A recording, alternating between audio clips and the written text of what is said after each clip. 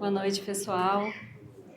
Só aguardando a apresentação aqui, mas antes eu queria agradecer o convite, a oportunidade de estar aqui com vocês e aproveitar para fazer um disclaimer, né? Porque eu estou aqui, eu sou do TCU, sou auditora do TCU, mas eu não estou em nome do TCU. Na verdade, quem fala em nome do TCU são os ministros, né? E o plenário, enfim. Eu sou uma simples auditora, mas eu estou aqui para passar para vocês a minha experiência no TCU. Então, acho que é bastante válido também e o objetivo vai ser alcançado. Está iniciando. Tá, tranquilo. Alguma pergunta enquanto isso?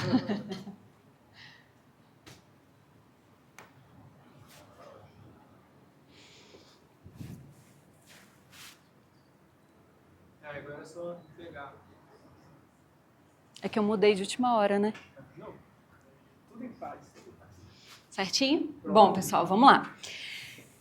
Eu vou falar hoje sobre um assunto que eu acho que ainda é pouquíssimo conhecido, infelizmente, tá? Que é uma forma diferente de contratar soluções inovadoras, conforme o Marco Legal de Ciência, Tecnologia e Inovação de 2021, Lei Complementar 182/2021, que a gente chama de CPSI, tá bom? Pode passar. Primeiro, me apresentando, então, meu nome é Tânia Pimenta, sou auditora federal de controle externo no TCU há 18 anos. Desses 18 anos, 15 trabalhando com licitações e contratos, então fiscalizando licitações e contratos. É claro que desses 15 anos, praticamente, diria que mais de 90% desse tempo foi fiscalizando licitações e contratos tradicionais, nos modelos tradicionais, e vocês, eu imagino que aqui boa parte seja do mercado, né? Eu tenho essa sensação pelo que eu estava ouvindo das outras palestras. Quem aqui é do mercado? Só para eu ter uma noção do público. Tem bastante gente no mercado aqui. Então, não sei se vocês têm costume de contratar com o governo, mas para os que têm costume de contratar com o governo, vocês estavam muito acostumados com a Lei 8666 e, mais recentemente, com a Lei 14.133 de 2021, que é o nosso regime geral de licitações e contratos, que é o que o TCU costuma fiscalizar em todas as suas áreas, tá? Mas lá no TCU, eu tive a oportunidade, no Laboratório de Inovação, de conhecer formas diferentes de contratar. E por ter essa experiência em licitações tradicionais, eu acabei me envolvendo muito com esses novos instrumentos para a contratação de inovação, e um deles é o CPSI. Então, eu queria mostrar para vocês, porque eu imagino que boa parte de vocês não conheça essa forma diferente de contratar. Então, a gente tem aqui muita lei, né? Não vou entrar nos detalhes disso daqui. Mas o que eu queria falar para vocês é que o CPSI, ele é um contrato público de solução inovadora que está previsto lá na Lei Complementar 182.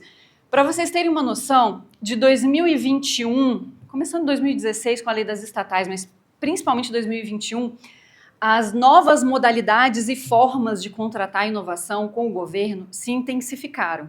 Tá? Então, apareceu a encomenda tecnológica, lá em cima, ó. Apesar da lei de inovação ser de 2004, o decreto que regulamentou a encomenda tecnológica, que é uma das formas de contratar inovação, é de 2018. A nova lei de licitações, que trouxe um monte de possíveis formas diferentes de contratar, como o diálogo competitivo, as dispensas para pesquisa e desenvolvimento, o próprio convite, se vocês prestarem atenção na nova lei de licitações, mudou um pouquinho. Enfim, mas o nosso objetivo hoje aqui é falar do CPSI. Isso aqui é um contexto para mostrar como vem mudando o relacionamento do governo com os seus contratados. E a ideia da lei complementar é que o governo pudesse contratar não a solução em si, mas um teste de uma solução inovadora. E é exatamente assim que está escrito na lei. Tá? Qual que é a ideia? Bom, até pouco tempo atrás, o pessoal da área de compras, em geral, dos órgãos, enxergava os seus setores como um setor meramente burocrático e não conseguia ver nas compras o valor que ela tem. O governo, sozinho, ele é o maior comprador do país. Isso dá ao governo um poder de criar mercados, incentivar mercados, sustentabilidade, práticas de sustentabilidade, que o governo até então não vinha aproveitando. Tá? E aí, com esse movimento de contratação de solução inovadora, é que começaram a pensar, bom, então eu, em vez de usar aproveitar o poder de compra governamental como uma simples prática burocrática, eu posso, enquanto resolvo um problema real, concreto da sociedade, de uma forma, quem sabe, muito mais eficiente, porque por pregão e por concorrência eu não estou conseguindo fazer, ao mesmo tempo eu incentivo a criação de novos mercados, eu incentivo as startups, eu incentivo o empreendedorismo inovador. E esse é o nome da lei, Marco Legal das Startups e do Empreendedorismo Inovador. Tá? Esse é o objetivo. Então, essa é uma forma de contratação, uma modalidade especial de licitação, não é dispensa, tá? Modalidade especial de licitação, que está prevista só na lei complementar. Se vocês forem procurar ela na Lei Geral de Licitações e Contratos, vocês não vão encontrar.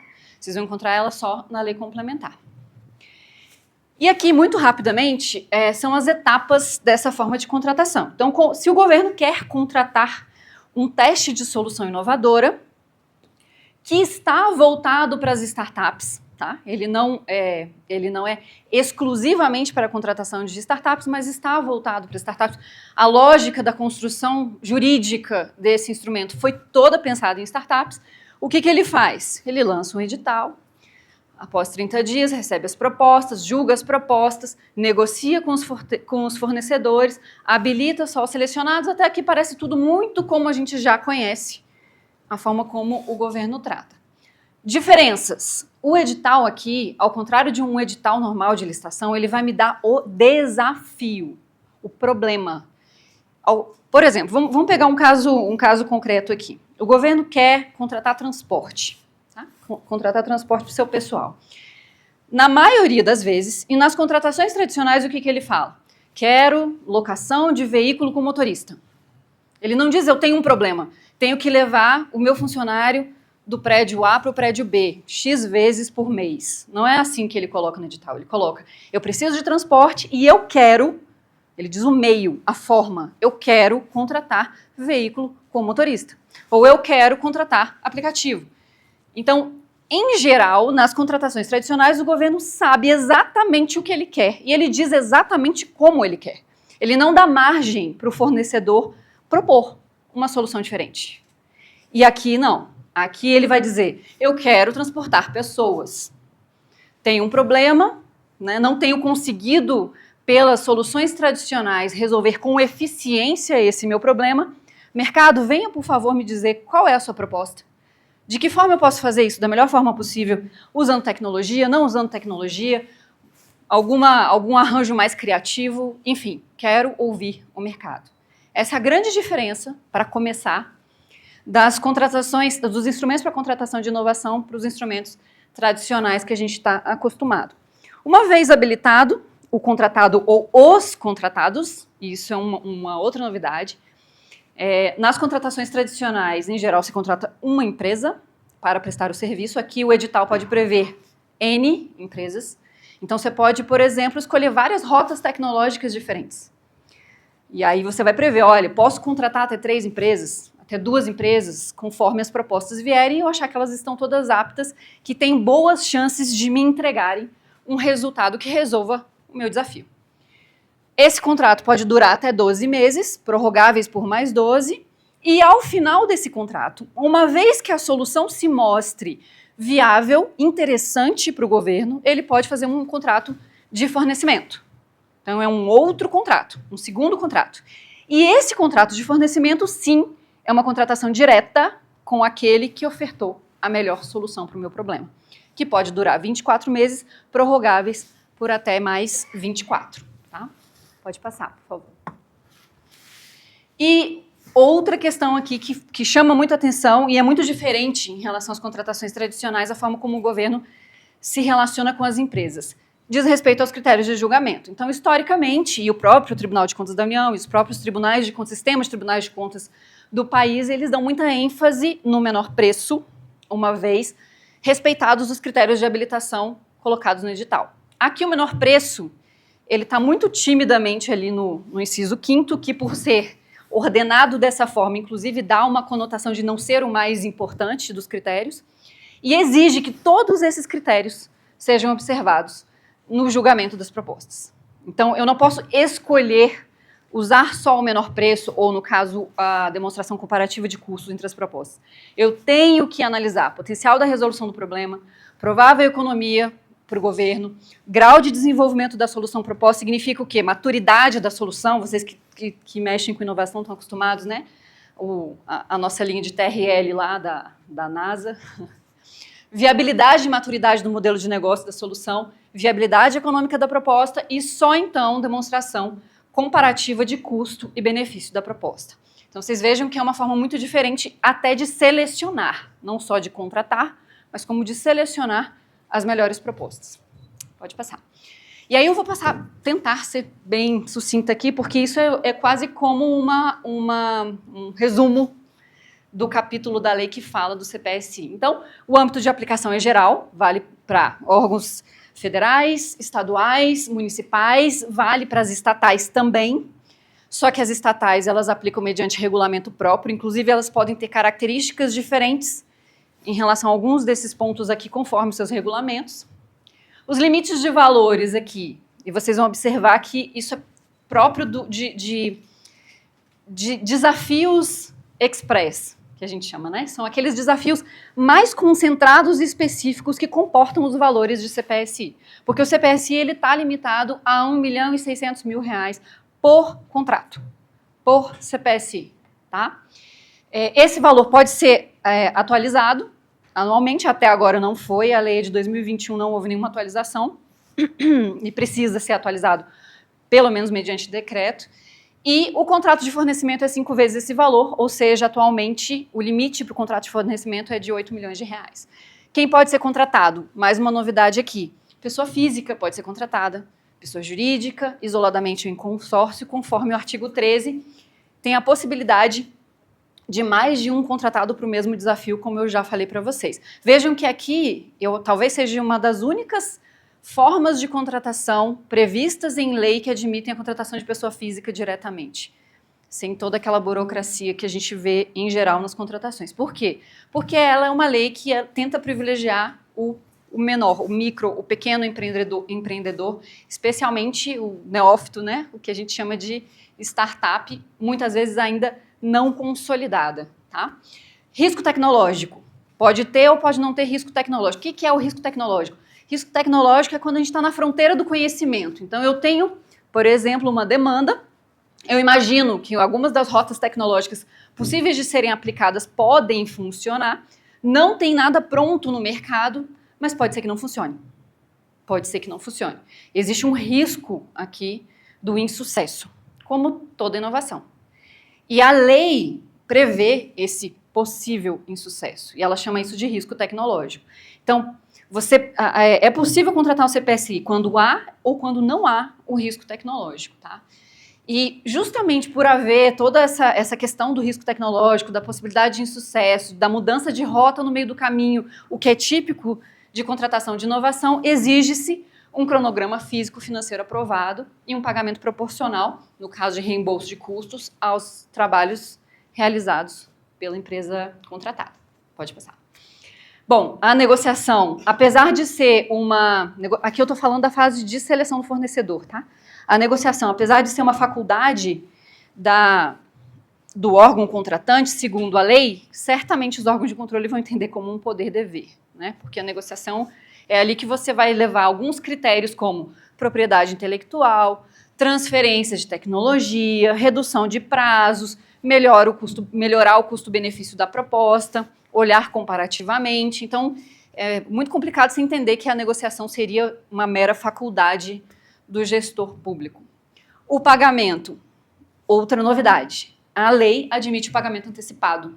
Eu acho que também é a única lei que admite pagamento antecipado de governo. Tá? É claro que há exceção. A regra continua sendo o pagamento após a prestação, mas admite o pagamento antecipado da etapa inicial do projeto, porque, mais uma vez, queremos favorecer empresas entrantes no mercado. Muitas vezes empresas que não têm caixa, que não têm fluxo, que não têm condições financeiras de arcar o início do desenvolvimento da solução. E aí é o poder público colocando recurso ali para vencer essa primeira etapa, tá? Mediante depois a contraprestação com o serviço. E claro que a devolução desse valor vai ser exigida se não houver entrega, né? Critérios de habilitação, outro ponto interessante. Boa parte das empresas, principalmente startups, não participam das contratações com o governo porque não tem atestados, não tem histórico de contratação. E quase toda contratação exige que você já tenha prestado alguma vez algum serviço para o governo. E, em geral, as startups não têm isso, não vão ter, porque são empresas muito novas. O que vem a lei fazer? Ela vem dispensar quase todos, motivadamente, vem dispensar quase todos os documentos de habilitação.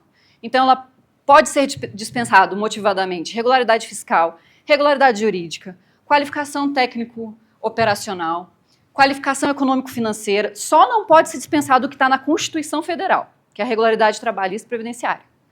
Todo o resto, a lei admite dispensa motivada pelo gestor que está contratando. Então, se ele quer atingir um público de startups, que ele sabe que é uma área muito nova, que dificilmente vai ter empresa apta a ter atestado, experiência vasta anterior, talvez ele consiga motivar a dispensa dessa documentação. Tá? E os critérios de remuneração, que são absolutamente diferentes. Então, são 5 critérios de remuneração.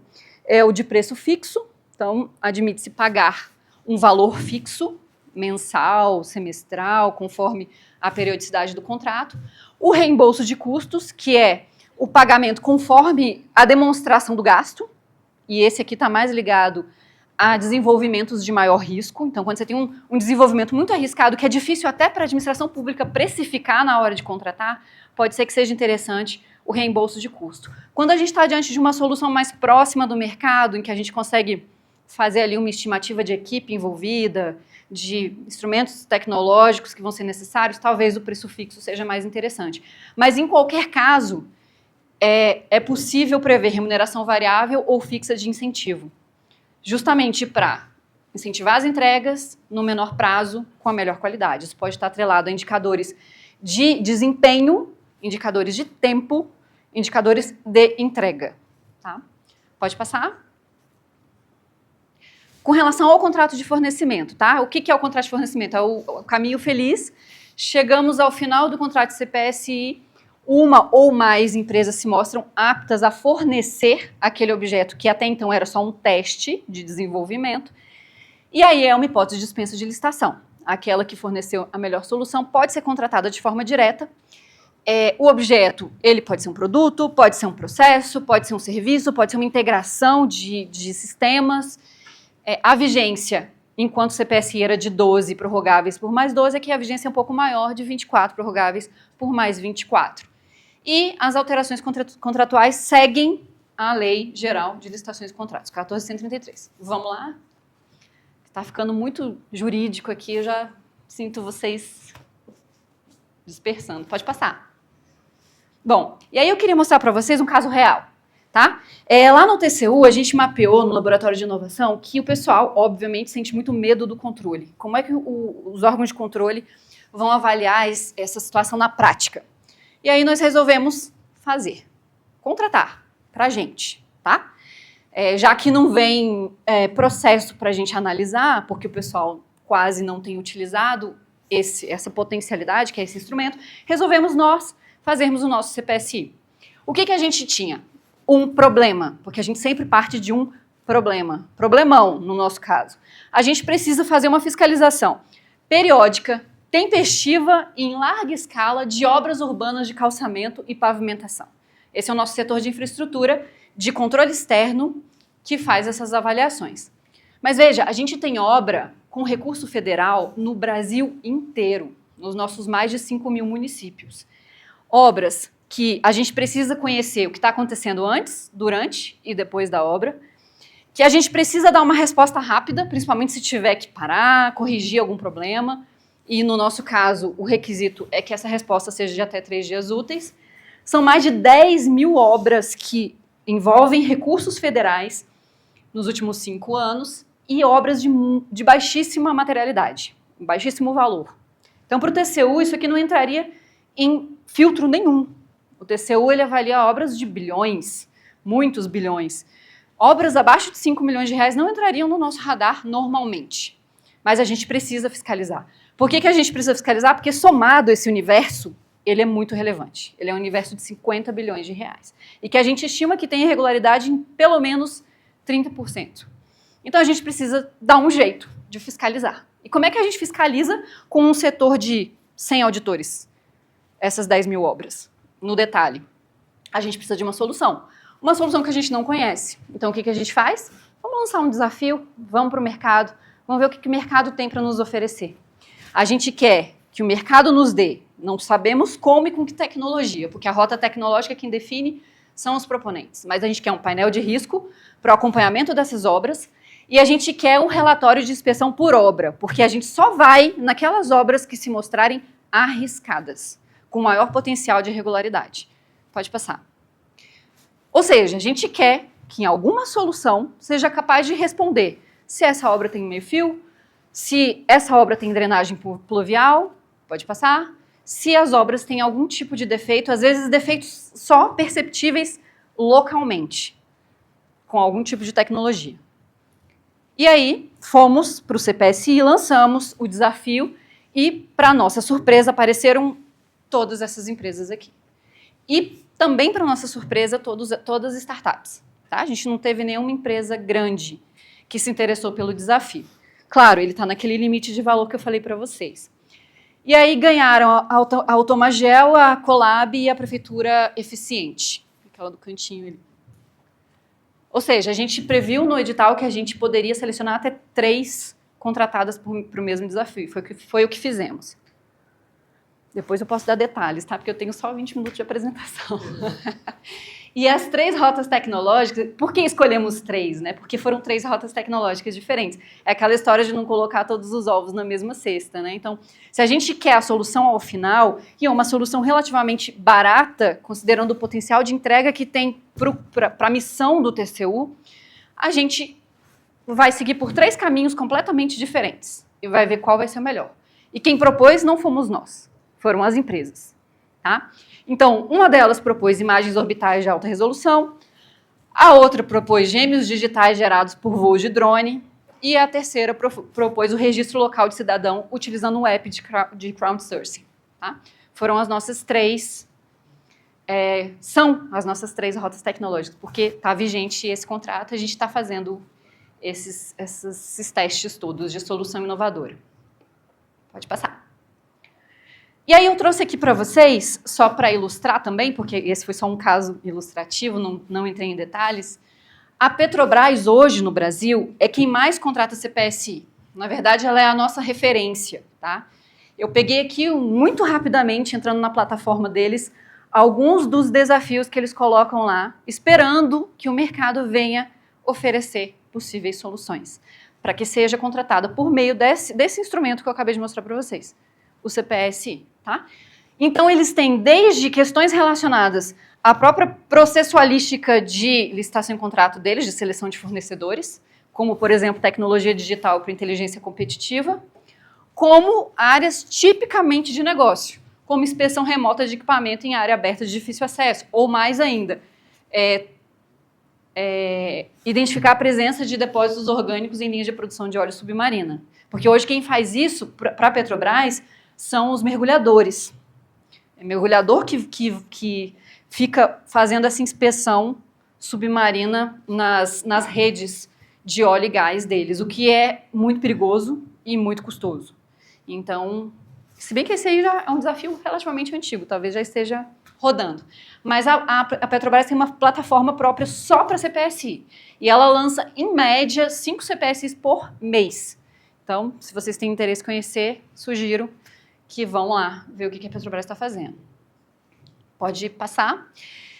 O que nós fizemos lá no TCU, além de contratar, de servir de espelho e vitrine, até para levar pedrada, se for o caso, a gente resolveu construir, junto com alguns parceiros, a BDI, o Ministério de Ciência, Tecnologia e Inovação, a AGU, a ENAP, a gente resolveu construir uma plataforma para mostrar para o gestor que é possível fazer com uma trilha, passo a passo de como contratar por CPSI. Não só CPSI, essa é a nossa nova CEPIM, é a nossa plataforma de contratação pública de inovação. CEPIM é Contratação Pública de Inovação. E lá tem encomenda tecnológica, tem o CPSI, tem o diálogo competitivo, tem o convite, concurso, prêmios para concurso. E fiquem à vontade se vocês quiserem acessar para conhecer essa plataforma. Muito interessante, cheia de ferramentas e instrumentos, tanto para o gestor quanto para as empresas, né? Para o mercado. Pode passar. Bom, é isso, pessoal. Obrigada, viu? Espero que vocês tenham gostado. Opa, foi. Para fazer pergunta, pessoal, só passar? Podemos rapidinho? Podemos. Eu tenho uma Vamos lá, só não sei se vou conseguir responder, mas vou tentar. Vamos lá. Sentar aqui. Primeiro, obrigado por ter esse convite, né, de vir falar com a gente aqui hoje. Parabéns pela apresentação. Eu tenho uma dúvida. Ontem estava gravando um programa lá no SEI, que é o secretário executivo, né, Ibrahim, e uma coisa que a gente conversou muito foi da dificuldade, não só das startups, de saberem, né, que existe uma CPSI, que existe esse modelo, né, mais facilitado, mas um outro lado que eu vi assim, que é bem crítico é a segurança de quem vai contratar. Né, você está nessa cadeira, nessa posição, vendo isso diariamente. Eu entendi já que tem um caminho, um passo a passo, existe uma cartilha, que eu até consumi essa cartilha em 2021 ou 2022 de vocês, que vocês fizeram. Então, inovamos. Eu não consegui trazer tudo que a gente fez aqui por conta do tempo, mas a gente fez uma cartilha chamada Inovamos. Muito boa mesmo a cartilha. Que é uma trilha para o gestor público. Muito, muito boa a trilha, assim, e dá mais clareza. Mas, na sua opinião, qual que hoje é o ponto, assim, para destravar esse medo, né, que o gestor público tem de fazer contratação, né, com CPSI hoje em dia? Tá, eu vou começar pela sua primeira pergunta, que é como que o mercado fica sabendo, né? De fato, a gente tem um gap aí, né?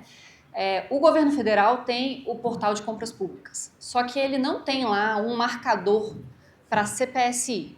Então, tudo que está lá pode ser qualquer coisa, pode ser pregão, pode ser concorrência. É muito difícil para o mercado filtrar e descobrir o que é CPSI. O que a gente tem feito? A gente tem uma verdadeira comunidade, né, de inovação, um ecossistema de inovação, que envolve a BDI, a AGU, TCU, ENAP, Ministério da Ciência e Tecnologia, e o que a gente tem tentado é criar locos de informação. Essa plataforma está evoluindo para que todas as oportunidades de negócio sejam divulgadas ali também. Tá? Então, a gente ainda não chegou lá, mas está no nosso roadmap, está no caminho. Mas, além disso, o que a gente vê na prática? Quem mais tem contratado CPSI são as prefeituras. Tirando as estatais grandes, como a Petrobras, são as prefeituras. As prefeituras estão, aos poucos, se apropriando, entendendo que isso é realmente bem interessante. Tá? Não só CPSI, como qualquer contratação de inovação. O que a gente faz? O que a gente fez e sugere que se faça? Não só colocar na sua página, né? A gente divulga muito em redes sociais e é interessante que esse público, startups, o pessoal que mexe com inovação, eles são muito atentos, muito ligados às redes sociais, né? Para você ter uma noção, recentemente a BDI lançou um desafio para bengalas inteligentes, não sei se vocês viram, que ganhou uma repercussão enorme. E eles não divulgaram num meio específico. A estratégia deles foi usar as redes sociais. Então, o que a gente tem conversado nesse ecossistema de inovação é que a gente precisa usar muito as redes sociais, mas principalmente a gente precisa usar a plataforma CEPIM. Até que o governo destrave e inclua um indicador específico para a compra pública de inovação, coisa que hoje não existe. Tá? Então, esse foi o nosso caminho lá no TCU.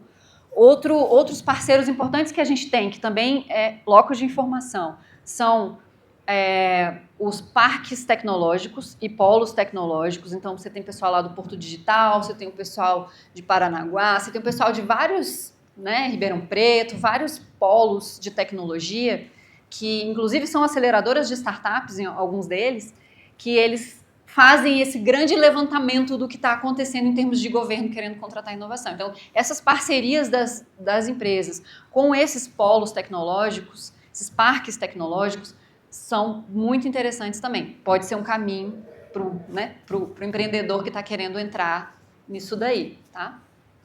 Sua última pergunta foi com relação ao medo do gestor, né? O que a gente tem feito são essas ações de esclarecimento, né? A gente já saiu com o Inovamos, a plataforma CEPIM, toda vez que me convidam, eu falo, e o pessoal do TCU que trabalha comigo com isso também. Então, assim, a gente resolveu contratar, então a gente tem o nosso CPSI e a gente tem uma encomenda tecnológica também, que eu não pude mostrar aqui porque é outro assunto, que é de instrução processual, envolve IA, inclusive, que eu acho que esse evento é de IA, né? A nossa ETEC envolve IA.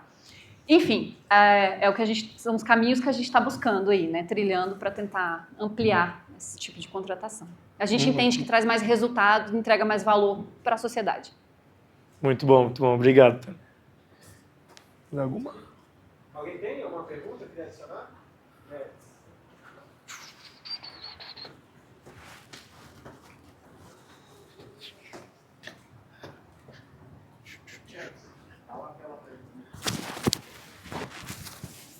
Primeiramente,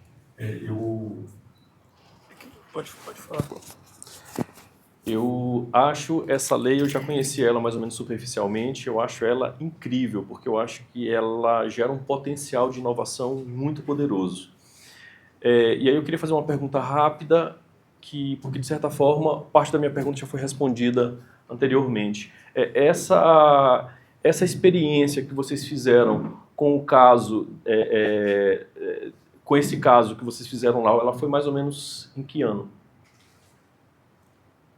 2024. O CPSI? Isso. Essa experiência foi no ano passado. Foi, final do ano passado, outubro do ano passado. É porque... É um contrato de 9 meses. Esses contratos são rápidos. E esse foi o primeiro contrato CPSI do TCU. Foi. Tá. Foi. Porque eu tive uma experiência com o TCU, onde vocês tinham um problema crítico. Acho que ainda tem esse problema crítico. Nuvem, não. Não era nuvem, não. Era um problema de controle de patrimônio. Tá na fila para CPSI. Tá, né? Tá. A gente tem problema de controle de E patrimônio. mais ou menos em 2022, o TCU entrou em contato com a minha empresa e viu que a gente tinha uma solução muito próxima do que vocês precisavam. Porém,